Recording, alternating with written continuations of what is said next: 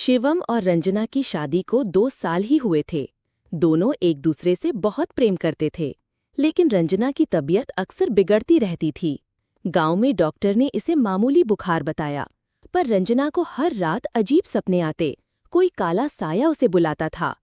एक रात अचानक रंजना की हालत बहुत बिगड़ गई।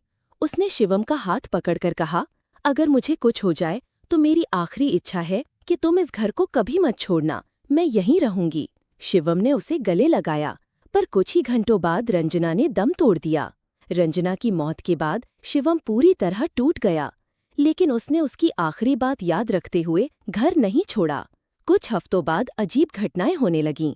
कमरे में चूड़ियों की आवाज, अचानक जलती बुझती बत्तियां और रात को हल्की मुस्कुराहट की झलक आईने में दिखना। एक रात शिवम की नींद खुली तो देखा कि रंजना की तस्वीर के सामने दीपक अपने आप जल रहा है। तभी धीमी आवाज आई, मैं आ गई हूँ शिवम। वो डर के मारे कांप उठा, लेकिन अगले दिन उसे महसूस हुआ कि आत्मा रंजना की ही है, जो उसका ख्याल रख रही है। धीरे धीरे वो आत्मा का साथ महसूस करने लगा, जैसे कोई दरवाजा बंद कर दे, चाय अपने आप बन जाए या कोई उसे नींद में लोरी गाकर सुला दे। शिवम को सुकून मिलने लगा, लेकिन जब उसने दूसरी शादी का फैसला किया तब सब बदल गया।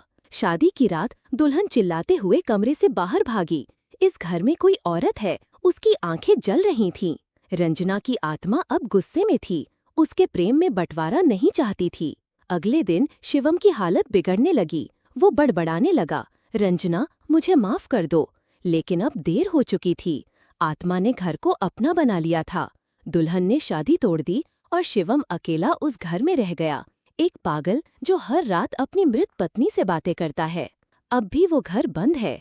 लोग कहते हैं वहाँ एक प्रेमी आत्मा हर नए चेहरे से पूछती है, तुम मुझसे ज्यादा किसी और को चाहोगे?